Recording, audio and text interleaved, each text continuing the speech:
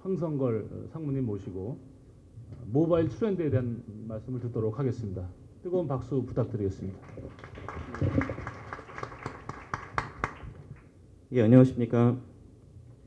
편하게 오라고 하셔가지고 편하게 왔는데 카메라가 6대인 거 보니까 좀 긴장이 되고요. 조명도 만만치 않습니다. 결혼식 하는 마음으로 임하겠습니다. 황성걸이고요. 지금 이제 모토로라 코리아 디자인 센터장 맡고 있습니다. 홍익대학교 조교수로도 있고요. 그리고 지금 이제 모토로라의 크리에이티브 디렉터 중에 한 명으로 활동하고 있습니다.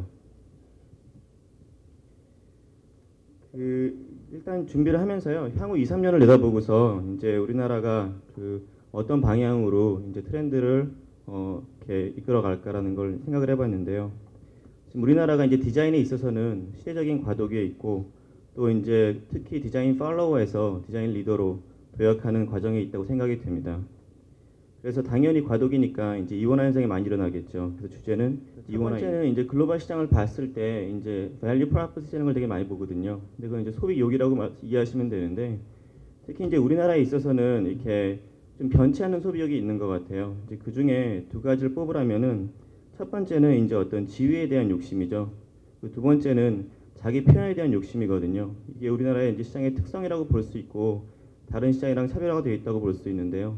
여기서 결과적으로 봤을 때는 앞으로 나아가면서는 우리나라는 이제 프리미엄 시장이 발달할 걸로 예상을 하고 있습니다. 근데 그냥 프리미엄이 럭셔리 시장으로 발전을 하는 게 아니라 되게 다각화될 거라는 것. 그러니까 프리미엄도 여러 가지가 존재할 것이라는 게 이제 주요 트렌드고요. 이거는 이제 글로벌 시장을 봤을 때는 글로벌 시장을 역행하는 그런 트렌드이기도 합니다.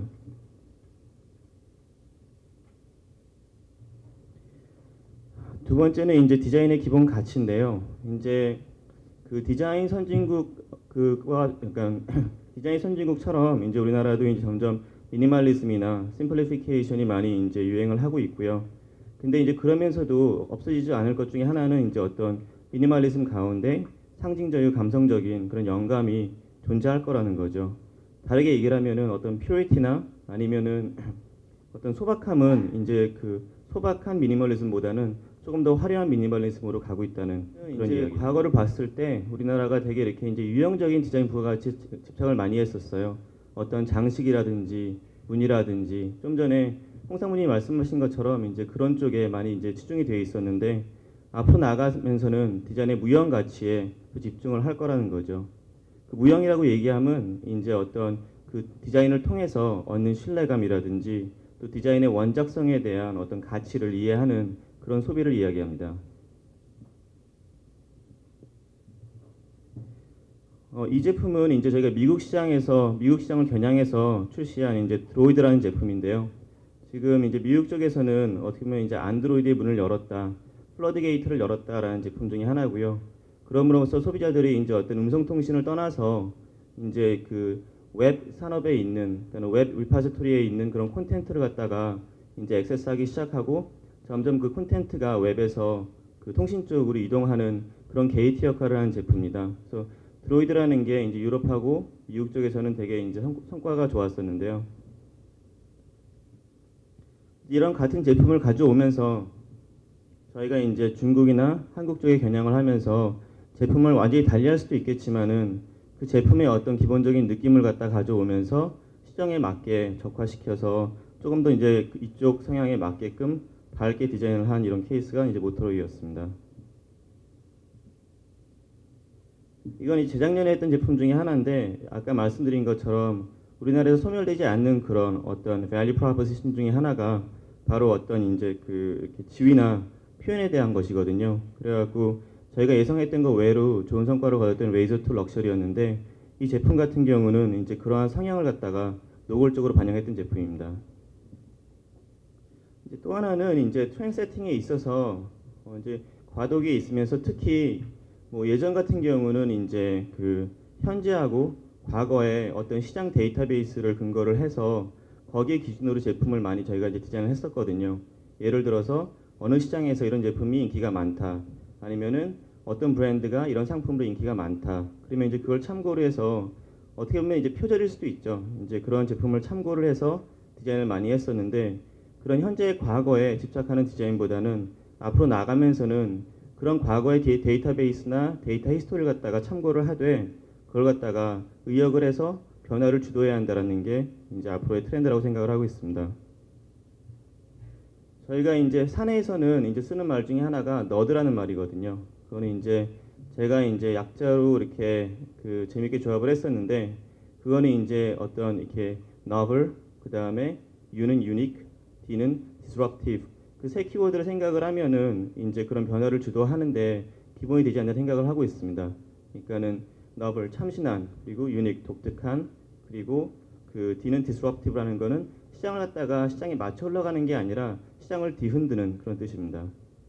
실제로 디자인을 접근하는 데 있어서 저희 같은 경우는 이제 그 첫 번째 얘기한 지금 네 번째 이야기한 거랑 비슷한 이야기인데요. 되게 리액티브했다는 점이죠.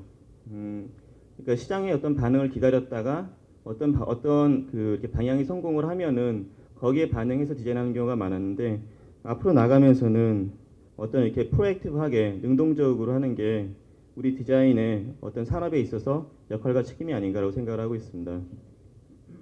이제 제 개인적인 고민 중에 하나인데요. 이렇게 그 얼마 전에 이제 동경에 그 디자인 100%전을 갔다 왔었어요. 근데 디자이너들이 이제 워낙 많다 보니까 그 디자인전에서 되게 많이 학생들이 이렇게 약간 이제 뭐 보따리를 깔고서 이렇게 디자인을 팔고 또 설명하고 그러더라고요.